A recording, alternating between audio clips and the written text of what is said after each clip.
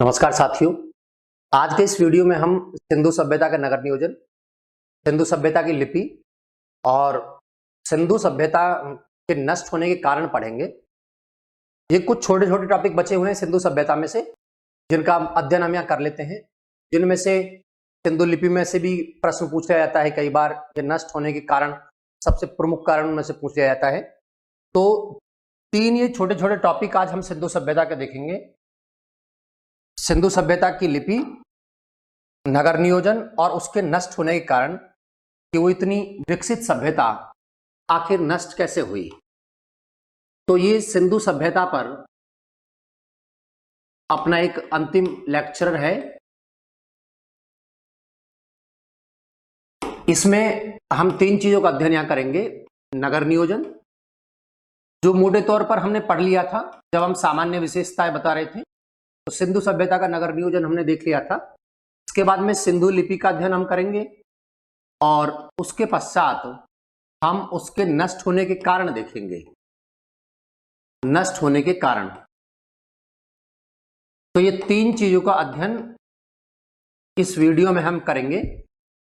तो चलिए सबसे पहले हम चर्चा करते हैं सिंधु सभ्यता के नगर नियोजन की। नगर नियोजन की दृष्टि से, जैसे मैंने आपको बताया कि सिंधु सभ्यता विश्व की सर्वोत्तम सभ्यता थी नगर नियोजन की दृष्टि से। सुव्यवस्थित नगर उनके थे, प्रत्येक नगर की अपनी एक योजना बनी हुई थी। और नगरों के निर्माण में मैंने जैसा कि बताया सिंधु सभ्यता में कि समकोण पर काटती हुई सड़कें होती थी। ये सामान्य जो विशेषता थी वो है, ऐसा नहीं है कि हमेशा ऐसा ही हुआ है। सामान्यतः समकोण पर काटती हुई सड़कें, जिसे ग्रिड सिस्टम कहा गया था, इस प्रकार होती थी। प्रत्येक नगर में सड़कों के किनारे नालियां बनी हुई होती थी। सामान्यतः पकी हुई नालियां थी, ईंटों से नालियां बनाई हुई थी, लेकिन लकड़ी की बनी हुई नाली भी प्राप्त हुई है। ठीक है जी। इन सड़कों के दोनों तरफ घर बने हुए थे और घरों के दरवाजे सामान्यतः सड़क के पीछे की तरफ खुलते थे। ये देख लिया था हमने, घरों के दरवाजे अर्थात या खिड़कियां सड़क के पीछे की तरफ खुलती थी, मुख्य सड़क की तरफ वो नहीं खुलती थी। लेकिन इसमें अपवाद था, जहां घरों के दरवाजे सड़क की तरफ खुले, वो अपवाद था लोथल। हमने देख लिया था कि लोथल ऐसा नगर था जहां घरों के दरवाजे सड़क की तरफ खुले, घरों के दरवाजे सड़क की तरफ खुले, ये अपवाद था।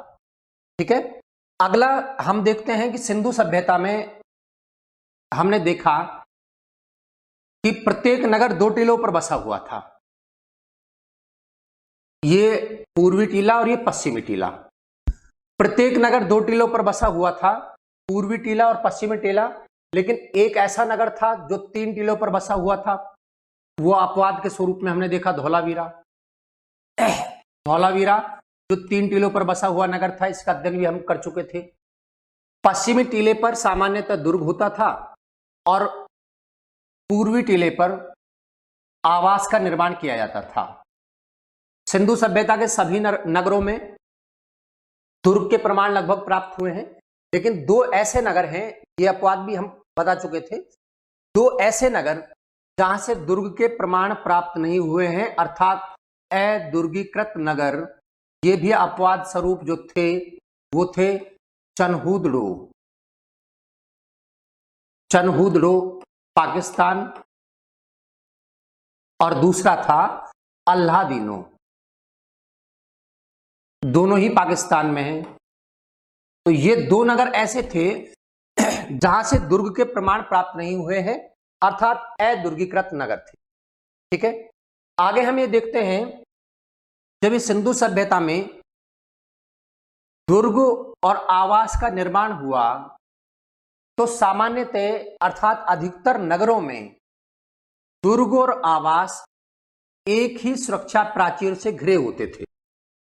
सामान्यतः दुर्ग और आवास एक ही सुरक्षा प्राचीर से घिरे हुए थे, लेकिन इसका अपवाद है कालीबंगा। कालीबंगा इसका अपवाद है।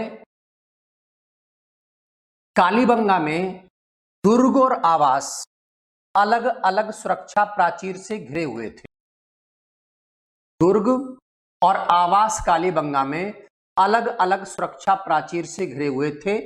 कालीबंगा इसका अपवाद है, ठीक है। इसमें दुर्ग और आवास अलग अलग सुरक्षा प्राचीर यानी बाउंड्री लाइन से घिरे हुए होते थे, ये इसका अपवाद है। आगे हम देखते हैं कि सिंधु सभ्यता के भवन निर्माण में पकी हुई ईंटों का प्रयोग किया गया था। कालीबंगा में उसका अपवाद मिला कि वहां कच्ची ईंटों के प्रमाण मिले, सामान्यतः पकी हुई ईंटों का प्रयोग किया जाता था। अब इन ईंटों के आकार की हम चर्चा कर लेते हैं कि सिंधु सभ्यता में जिन ईंटों का प्रयोग किया गया था, ये ईंट जिनमें से कई बार प्रश्न बनता है, इन ईंटों का आकार अधिकतर आकार ईंटों का था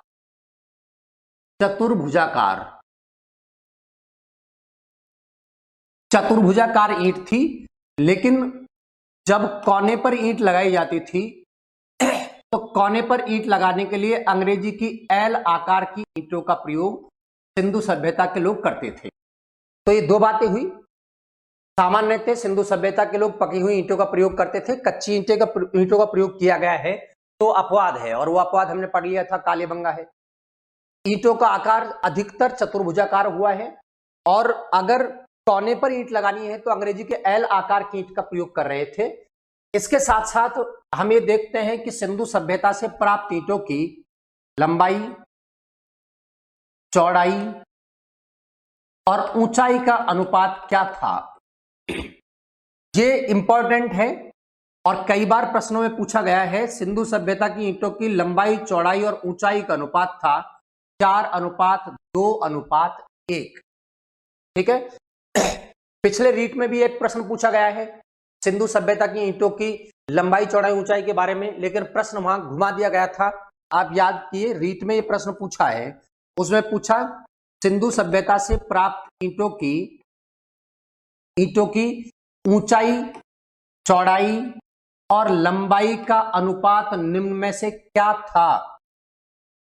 ध्यान रखना, हमने लिखा है लंबाई, चौड़ाई, ऊंचाई का अनुपात है 4:2:1, और आप सबने उलट भी रखा था कि सिंधु सभ्यता से प्राप्त ईंटों की लंबाई, चौड़ाई, ऊंचाई का अनुपात है 4:2:1, लेकिन उसने प्रश्न पूछा है ईंटों की ऊंचाई, चौड़ाई, लंबाई का अनुपात। ऑप्शन ए में था 4:2:1, ऑप्शन बी में था 1:2:4, ठीक है। पर चूंकि हम तो रट कर बैठे हैं ये, तो जैसे ही प्रश्न देखा और कर दिया आक्रमण और टिक लगाया 4:2:1, क्योंकि हम तो रट कर बैठे थे और अंदर से खुश और हुए, ये तो अभी अभी पढ़ के आया हूं, लेकिन आपने गलती कर दी। देखिए, वो पूछ रहा है ऊंचाई, चौड़ाई और लंबाई का अनुपात, और उसका राइट आंसर होगा 1:2:4। इसलिए मैं बहुत बार कहता हूं, हमेशा कहता हूं, जब भी आपको ऐसा लगे कि बहुत सरल प्रश्न है, पहली बार देखने में आपको ऐसा लग रहा है कि वो सॉल्व कर लिया जाएगा, तब आप उस प्रश्न पर जरूर शंका कीजिए, डाउट कीजिए कि वो इतना सरल प्रश्न नहीं हो सकता, कुछ ना कुछ उसके अंदर छुपा हुआ है, और गहराई से उस प्रश्न को पढ़िए कि वो पूछना क्या चाह रहा है, तब आप इन गलतियों की संभावना से बच जाएंगे, ठीक है। वरना तो एक प्रश्न गलत करने पर आप समझते हैं कि आप कितने पीछे चले जाएंगे। तो ये आपको याद रखना है, ऊंचाई, चौड़ाई, लंबाई का अनुपात था 4:2:1। चलिए आगे हम देखते हैं कि इन ईंटों को जोड़ने के लिए सिंधु क्षेत्र में जिन चीजों का प्रयोग करते थे, ईंट जोड़ने के लिए वो चूने या जिप्सम का प्रयोग सिंधु क्षेत्र में करते थे। ईंट जोड़ने के लिए चूना या जिप्सम का प्रयोग किया जाता था, जैसे अभी सीमेंट का प्रयोग किया जाता है, उस समय चूना या जिप्सम का प्रयोग वो लोग ईंट जोड़ने के लिए करते थे। चूना या कैल्शियम कार्बोनेट, जिसे प्लास्टर ऑफ पेरिस भी कहा जाता है, तो चूना या जिप्सम का प्रयोग उस ईंट जोड़ने के लिए करते थे। इसके साथ साथ नगर नियोजन की प्रमुख विशेषता थी सिंधु सभ्यता में विशाल इमारतों का निर्माण, और विशाल इमारतों में हमने पढ़ा है कि एक विशाल सभा भवन प्राप्त हुआ है। सभा भवन, और सभा भवन कहां से प्राप्त हुआ है? मोहनजोदड़ो से। इस सिंधु सभ्यता की नगर नियोजन की प्रमुख विशेषता रही है विशाल इमारत। विशाल इमारतें बनाई जाती थी सिंधु सभ्यता के नगर नियोजन में, और इन विशाल इमारतों में जैसे विशाल अन्नागार हमने देख लिए थे, ठीक है, सभागार हमने देख लिए थे, विशाल सभागार जो मोहनजोदड़ो से प्राप्त हुए थे। तो बड़े बड़े भवन इस सिंधु सभ्यता की प्रमुख विशेषता रही थी। आगे हम देखते हैं कि सिंधु सभ्यता में पीने के पानी के लिए उनका जो स्रोत था पानी पीने के लिए, वो अधिकतर स्रोत, वो अधिकतर लोग जो पीने का पानी प्राप्त करते थे वो था कुआं। इस कुएं में ही हमने और प्रश्न देखा था जब मोहनजोदड़ो पढ़ रहे थे, तो मोहनजोदड़ो में हमने देखा था कि मोहनजोदड़ो से प्राप्त स्नानागार में पानी का स्रोत क्या था। पानी का स्रोत मोहनजोदड़ो में स्नानागार में कुआं ही था। दूसरा ये देखना है कि पीने के पानी का जो सर्वोत्तम स्रोत था वो था कुआं, और सर्वाधिक कुएं जो प्राप्त हुए हैं सिंधु सभ्यता में, ये सर्वाधिक कुएं प्राप्त हुए हैं मोहनजोदड़ो से। मोहनजोदड़ो से सर्वाधिक कुएं प्राप्त हुए, लगभग 700 कुएं। ठीक है जी, 700 कुएं मोहनजोदड़ो से प्राप्त हुए हैं। तो यहां आपको ये याद रखना है, एक तो कुओं से संबंधित प्रश्न है, विशाल स्नानागार में पानी का स्रोत क्या था, कुएं, और पानी पीने के लिए स्रोत क्या था, कुएं। सर्वाधिक कुएं प्राप्त हुए हैं मोहनजोदड़ो से। तो इस प्रकार हमने सिंधु सभ्यता का नगर नियोजन यहां देखा कि किस प्रकार के वो नगर थे। इसके साथ साथ आपको ईंटों से भी विशेष याद रखना है। देखो ईंटों में से कई प्रश्न बनता है। यहां सिंधु सभ्यता में ईंटों का विशेष महत्व था। पहली बात तो पहला प्रश्न ये कि ईंट प्रथम साक्ष्य था सिंधु सभ्यता का।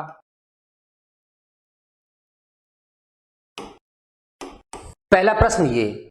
दूसरा प्रश्न जो बने ईंटों पर, वो प्रश्न ये पूछा गया है, सिंधु सभ्यता का मानक पैमाना। ये सीटेट में पूछा गया प्रश्न है। सिंधु सभ्यता का मानक पैमाना निम्न में से क्या था। ऑप्शन ए में है ईंट, ऑप्शन बी में है लिपि, ऑप्शन सी में है मुद्रा, और ऑप्शन डी में है मोहर। तब आपको याद रखना है सिंधु सभ्यता का मानक पैमाना यानी स्टैंडर्ड यूरो जो था वो ईंट था। और ईंट इसलिए कि समस्त सिंधु क्षेत्र में जो ईंटों का आकार है वो लंबाई चौड़ाई ऊंचाई का अनुपात 4:2:1 ही रहा। अपवाद ऐसा नहीं है कि यही मिली है, अपवाद भी था, लेकिन अधिकतर ईंटों की लंबाई चौड़ाई ऊंचाई का अनुपात 1 था। अर्थात समस्त सिंधु क्षेत्र में ईंट का आकार लगभग समान रहा, इसलिए उसे मानक पैमाने के रूप में स्थापित किया गया। और सिंधु सभ्यता का मानक पैमाना था ईंट। ठीक है, तो दो ये महत्वपूर्ण प्रश्न है। तीसरा जो है वो सामान्यतः आपको याद रखना है कि सिंधु सभ्यता में पकी हुई ईंटों का प्रयोग किया गया था। अलंकृत ईंट और दूसरी वक्राकार यानी टेढ़ी मेढ़ी ईंट, ये भी प्रश्न पूछे हैं। अलंकृत ईंटों के जो प्रमाण प्राप्त हुए हैं, मैंने बताया था अपन ने जब कालीबंगा पढ़ा, तो अलंकृत ईंटें प्राप्त हुई है कालीबंगा से। अलंकृत ईंट का मतलब उन पर चित्रकारी की हुई थी, और वक्राकार यानी टेढ़ी मेढ़ी ईंट प्राप्त हुई है चरकुदलों से। तो इस प्रकार ये ईंट में से मुख्य प्रश्न बनते हैं। तो ये हुआ सिंधु सभ्यता का नगर नियोजन, और नगर नियोजन में आपको यही मुख्यतः याद रखना है, सिंधु सभ्यता के ईंट में से प्रश्न ज्यादातर पूछे गए हैं, ईंटों का प्रथम साक्ष्य के रूप में या उनका आकार। आगे हम अध्ययन करते हैं सिंधु लिपि का। सिंधु लिपि जो उनकी मुद्रा या मोहर या फिर अभिलेख से प्राप्त हुई। मुद्रा पर उनके लेख मिले, मोहर पर उनके लेख मिले, या फिर अभिलेख भी पत्थर पर लिखे हुए भी लेख उनके प्राप्त हुए हैं। जैसे सबसे बड़ा अभिलेख सिंधु लिपि का प्राप्त हुआ है वो प्राप्त हुआ है धौलावीरा से। ठीक है, तो मुद्रा मोहर और अभिलेखों से उनके लेख प्राप्त हुए, लेकिन दुर्भाग्य से सिंधु लिपि को अभी तक पढ़ा नहीं जा सका। अभी भी इतिहासकार विद्वान लोग उसे पढ़ने की कोशिश कर रहे हैं, लेकिन उसे अभी तक पढ़ने में सफलता प्राप्त नहीं हुई है। इसमें हम देखते हैं, सिंधु लिपि की चर्चा करें तो सिंधु लिपि को भाव चित्रात्मक लिपि कहा जाता है। सिंधु सभ्यता के द्रविड़ लोगों ने अपनी भावनाओं को चित्रों के माध्यम से व्यक्त किया, इसलिए उस लिपि को भाव चित्रात्मक कहा गया। समस्त चित्रों में उन्होंने लगभग 400 अक्षरों का प्रयोग किया है। और जो मूल चिन्ह उनके हैं वो 64 माने गए हैं। ठीक है, इस लिपि को लिखने का तरीका भी अलग था। सर्पिलाकार लिपि थी जिसको इधर से शुरू करते थे, दाहिनी तरफ से फिर बाईं तरफ आते थे। तो इस तरीके से इस लिपि का हम यहाँ अध्ययन करेंगे। सिंधु लिपि में सबसे पहले देखते हैं कि सिंधु लिपि की खोज कब हुई, यानी प्रथम प्रमाण कब प्राप्त हुए इस लिपि के। और प्रथम प्रमाण प्राप्त हुआ 1853 ईस्वी में कनिंघम को। अब याद कीजिए, कनिंघम को 1853 ईस्वी में क्या प्राप्त हुआ? कनिंघम वही पुरातात्विक सर्वेक्षण विभाग का जनक। 1853 ईस्वी में कनिंघम को हड़प्पा से एक वृषभ की मोहर प्राप्त हुई, उस पर कुछ लेख लिखे हुए थे, लेकिन कनिंघम उस लेख को समझने में असफल रहा। उसे यही समझ में नहीं आया कि वो लिपि इस सभ्यता की भी लिपि है। ठीक है, तो यहां हम याद रखेंगे 1853 ईस्वी में उस लिपि को खोजा गया। इस लिपि को जिस नाम से संबोधित किया गया वो है भाव चित्रात्मक लिपि। भाव चित्रात्मक लिपि, जिसे कहा गया है पैक्टोग्राफ, अर्थात उन्होंने अपनी भावनाएं चित्रों के माध्यम से व्यक्त की है। पैक्टोग्राफ, ग्राफ का मतलब आप चित्र समझना, पैक्टोग्राफ यानी भाव चित्रात्मक लिपि। ठीक है, इस लिपि में जो लिखने का तरीका था वो हम इधर देखेंगे। इस लिपि को लिखने का तरीका था दाएं से बाएं, फिर बाएं से दाएं, फिर दाएं से बाएं और फिर बाएं से दाएं, अर्थात सर्पिलाकार। सर्पिलाकार विधि से यह लिपि लिखी जाती थी, जिसे कहा गया था गोमुत्रिका विधि या बूस्ट्रोफिदन। ठीक है जी, ये लिपि दाएं से बाएं, दाएं से बाएं तथा बाएं से दाएं लिखी जाती थी। इस तरीके से इधर से इधर और इधर से इधर, और बाएं से दाएं, बाएं से दाएं, अर्थात सर्पिलाकार। सर्पिलाकार विधि से लिखी जाती थी और इसलिए इसका लिखने का जो तरीका था, लिखने का तरीका, उसे कहा गया, लिखने का तरीका इस विधि का जो था वो था गोमुत्रिका विधि। गोमुत्रिका विधि, जिसे कहा गया बूस्ट्रोफेदन। ठीक है, लिखने का तरीका था गोमुत्रिका अर्थात बूस्ट्रोपेदन, और लिपि का नाम था भाव चित्रात्मक अर्थात पैक्टोग्राफ। सर्पिलाकार लिखी जाती थी, जिसे कहा गया है गोमुत्रिका विधि या बूस्ट्रोफेदन। अब जब अध्ययन के पश्चात इतिहासकारों ने निश्चित निर्णय किया कि लगभग इस लिपि में जिन अक्षरों का प्रयोग किया गया या जिन चिन्हों का प्रयोग किया गया, वो मूल चिन्ह जो थे इस लिपि में, वो मूल चिन्ह थे, मूल चिन्ह इस लिपि के थे 64। सिंधु लिपि के मूल चिन्ह है 64 और अक्षर जितने थे लगभग वो थे 400। सिंधु लिपि में मूल चिन्ह 64 और लगभग 400 अक्षरों का प्रयोग सिंधु लिपि में किया गया है। ठीक है, इस लिपि में सर्वाधिक बार यानी सर्वाधिक जिस चिन्ह का प्रयोग किया गया है वो अंग्रेजी के यू आकार का अक्षर है। समस्त सिंधु लिपि में अंग्रेजी के यू आकार के अक्षर का सर्वाधिक प्रयोग किया गया है। सर्वाधिक प्रयोग लिपि में जिस अक्षर का किया गया है वो है अंग्रेजी के यू आकार का अक्षर।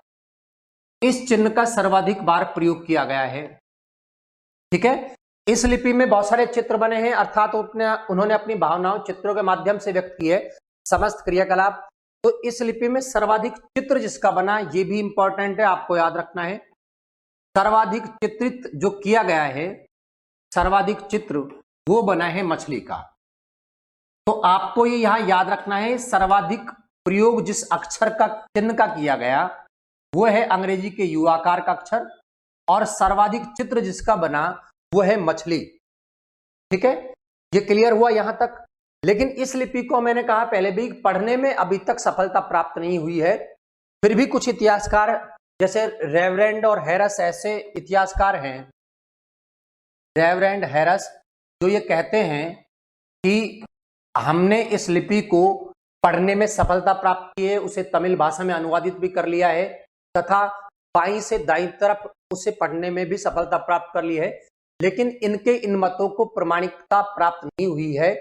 इस प्रकार आज भी सिंधु लिपि को पढ़ने में सफलता प्राप्त नहीं हुई, अर्थात वो अपठित है। इतिहासकार लिखते हैं कि सिंधु लिपि का इतिहास अभी केवल अनुमान पर आधारित है और उत्खनन में प्राप्त सामग्री के आधार पर आधारित है।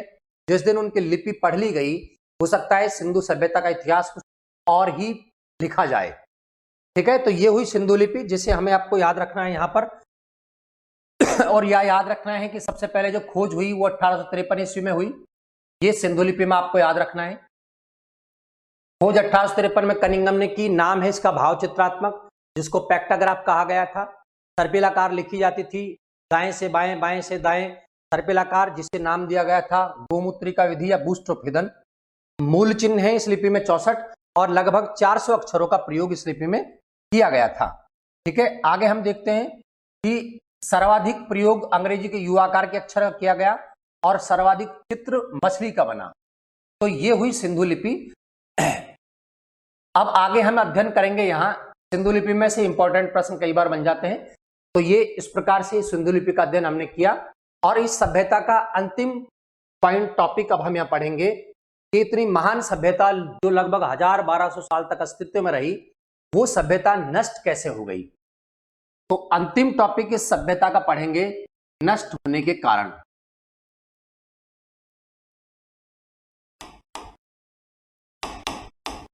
यहां आपको मोटे तौर पर यह याद रख लेना है कि जब हम सिंधु सभ्यता का अध्ययन कर रहे थे तो मैंने आपको बताया है कि सिंधु सभ्यता के अधिकतर नगर नदियों के तट पर बसे हुए थे। ठीक है, एक तो ये पॉइंट आपको याद रखना है, क्योंकि इतिहासकार और सबसे बड़ा मत जो मानते हैं वो मानते हैं कि सिंधु सभ्यता संभवतः बाढ़ के कारण नष्ट हुई। तो पहला ही कारण हम देखते हैं कि उस महान सभ्यता के नष्ट होने का इतिहासकारों ने जो अपने अपने विचार व्यक्त किए हैं, वो प्रत्येक इतिहासकारों के नाम के साथ आपको याद रखना है। अलग अलग मत यहाँ है और पहला और सबसे सर्वश्रेष्ठ यानी मुख्य कारण जो बना गया वो माना गया बाढ़।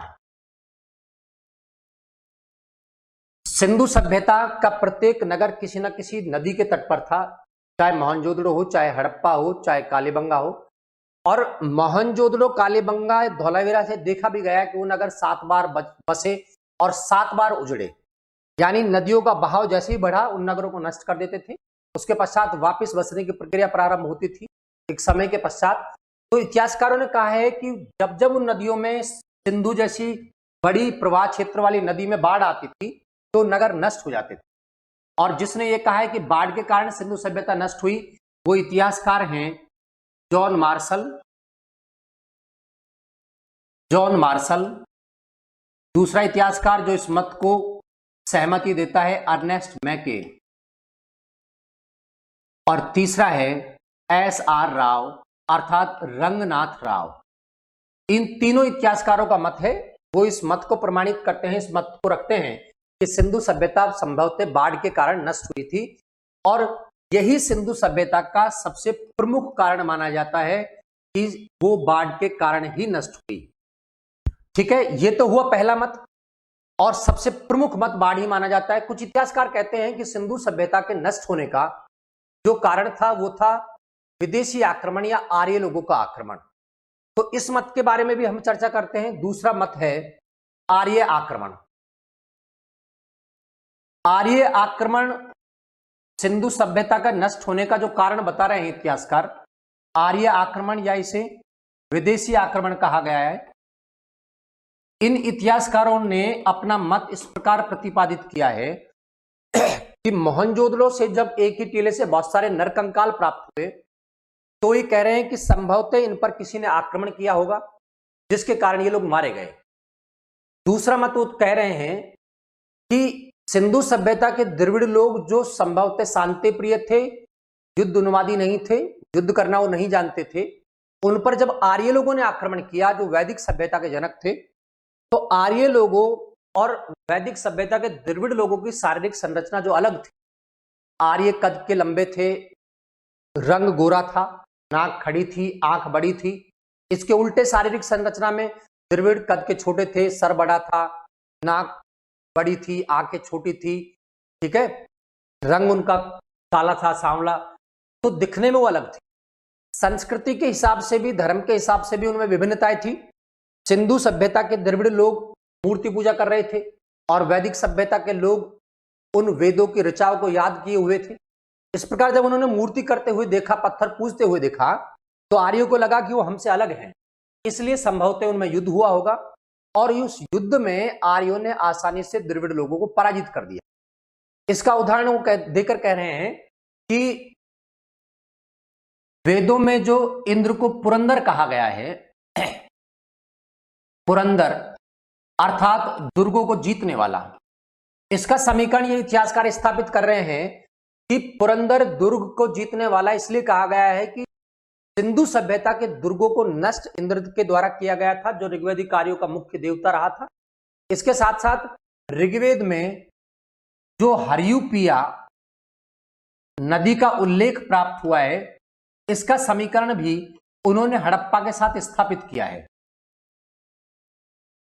तो ये इतिहासकार कहते हैं कि उन आर्यों के आक्रमण से या इस विदेशी आक्रमण से सिंधु सभ्यता नष्ट हो गई थी। और इन इतिहासकारों में मुख्य थे वो आरपी चंदा, जिन्होंने ये मत स्थापित किया। दूसरे थे गॉर्डनर चाइल्ड,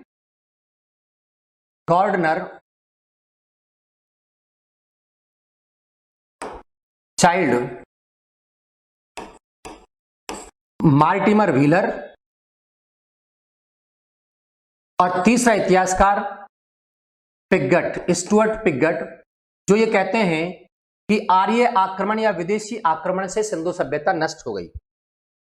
लेकिन कुछ इतिहासकार इसका प्रबल विरोध करते हैं, जैसे बीबीलाल है या काणे हैं, कि वो ये कहते हैं कि आर्य सभ्यता के आक्रमण से, आर्यों के आक्रमण से सिंधु सभ्यता नष्ट हो गई, नहीं हुई, क्योंकि हड़प्पा से जो नरकंकाल प्राप्त हुए हैं, उन नरकंकालों में कहीं भी चोट के प्रमाण प्राप्त नहीं हुए हैं, केवल एक को छोड़कर।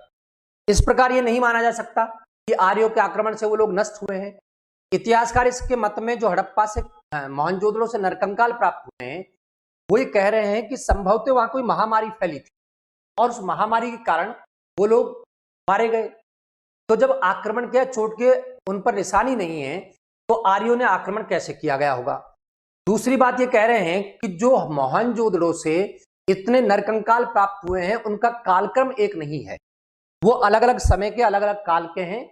इस प्रकार इस मत को नहीं माना जा सकता कि सिंधु सभ्यता आर्यों के आक्रमण से नष्ट हुई। ठीक है, लेकिन फिर भी आपको विदेशी आक्रमण किस इतिहासकार का मत है, तब आपको ये इतिहासकार याद रखने हैं कि इनका मत है कि विदेशी आक्रमण या आर्य आक्रमण के कारण सिंधु सभ्यता नष्ट हुई थी। आगे हम तीसरा कारण देखते हैं, और वो तीसरा कारण है सिंधु सभ्यता का नष्ट होने का, वो जलवायु परिवर्तन। जलवायु परिवर्तन,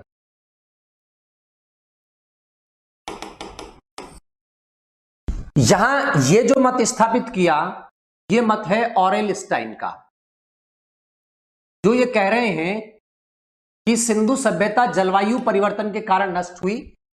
इसमें वो तर्क दे रहे हैं कि सिंधु सभ्यता में पकी हुई ईंटों का प्रयोग किया जा रहा था और ईंट पकाने के लिए ईंट भट्टे रहे होंगे।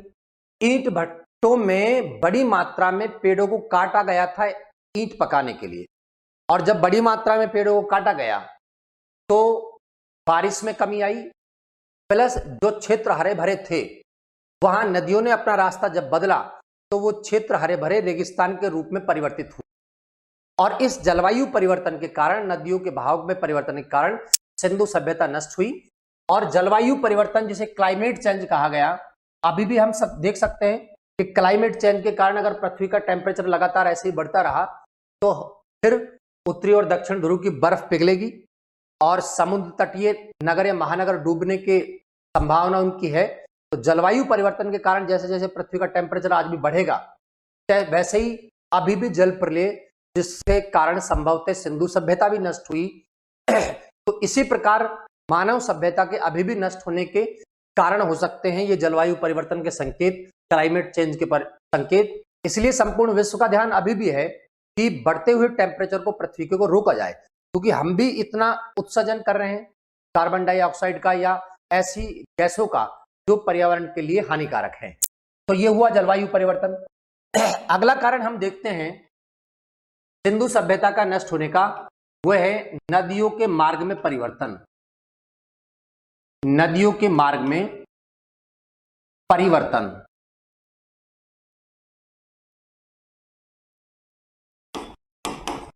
और ये मत जिसने स्थापित किया कि नदियों ने अपना रास्ता बदला, इस कारण सिंधु सभ्यता के नगर नष्ट हो गए थे, इनमें मुख्य था माधो स्वरूप वत्स। माधो स्वरूप वत्स, ठीक है जी। माधो स्वरूप वत्स और दूसरे जॉर्ज डेल्स इतिहासकारों के मत है, जिनमें कालीबंगा का उदाहरण वो दे रहे हैं कि कालीबंगा जो घग्गर जहां पर सरस्वती नदी बहा करती थी उसके तट पर बसा हुआ था। लेकिन जैसे ही उन नदियों ने विभिन्न कारणों से, बड़ी मात्रा में पेड़ों की कटाई के कारण से, उन नदियों ने जब रास्ता बदला तो नगर जहां नदी के तट पर बसा हुआ था वहां शुष्क प्रदेश स्थापित हुआ और प्रदेश सूख जाने के कारण वो सभ्यता के नगर नष्ट हुए, उस सभ्यता के नगर नष्ट हो गए। इस मत के समर्थन में है माधव स्वरूप वत्स और जॉर्ज डेल्स, ये दो व्यक्ति, और इनके साथ साथ एम.आर. मुगल और डी.पी. अग्रवाल। इन इतिहासकारों का मत है कि सिंधु सभ्यता का नष्ट होने में मुख्य कारण जो रहा है वह है नदियों के मार्ग में परिवर्तन, कि नदियों ने जैसा जैसा अपना रास्ता बदला, क्योंकि उन सभ्यता का आधार ही नदी थी, पूरी व्यवस्था का आधार नदी थी, तो नदियों के रास्ते परिवर्तन कार्य होने के कारण सिंधु सभ्यता के नगर नष्ट हुए थे। ठीक है, आगे हम देखते हैं इस सभ्यता के नष्ट होने का कारण, और वो कारण जो माना प्राकृतिक संसाधनों का अति दोहन। प्राकृतिक संसाधनों का अति दोहन, और ये हमेशा से मानव सभ्यता को नष्ट करने का कारण बन सकता है।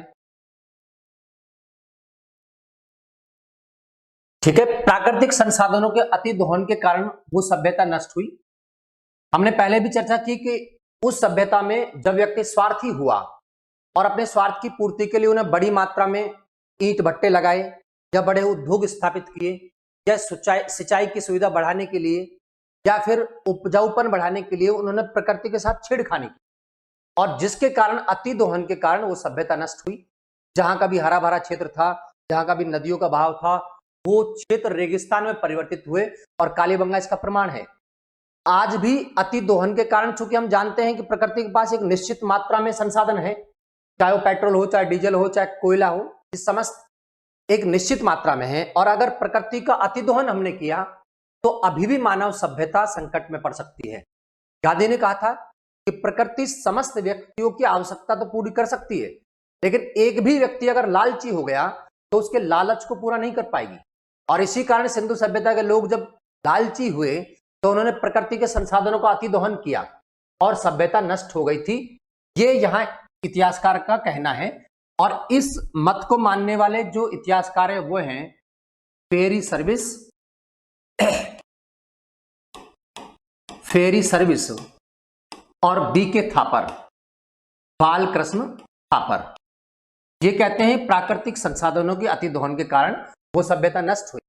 और अंतिम कारण जो माना जाता है सभ्यता का, वो इतिहासकारों ने माना कि संभवतः कोई महामारी उस सभ्यता में आई होगी और इस महामारी के कारण वो सभ्यता नष्ट हो गई। जैसे मोहनजोदड़ो से मलेरिया के प्रमाण प्राप्त हुए। ठीक है, महामारी का कारण जो स्थापित कर रहे हैं वो है कैनेडी। ये इतिहासकार मानता है कि संभवतः सिंधु सभ्यता महामारी के कारण नष्ट हुई। तो इस प्रकार हमने देखा ये सिंधु सभ्यता के नष्ट होने के कारण, सबसे प्रमुख कारण इनको आप में मानना है।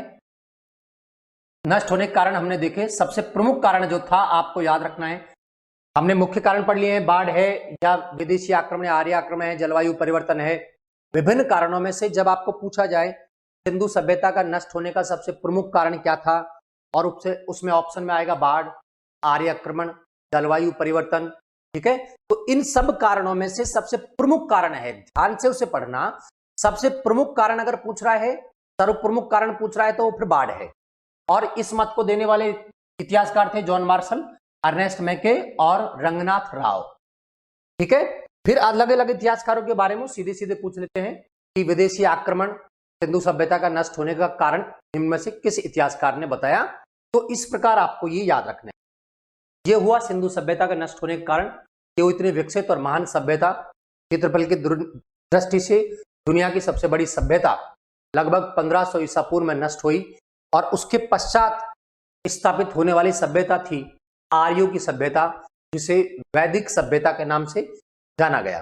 तो ये हुई हमारी सिंधु सभ्यता। इसके पश्चात हम सिंधु सभ्यता के महत्वपूर्ण प्रश्न सॉल्व करवाएंगे आपको, तो और उसके पश्चात हम वैदिक सभ्यता का अध्ययन करवाएंगे। आज के लिए इतना ही। थैंक यू, धन्यवाद।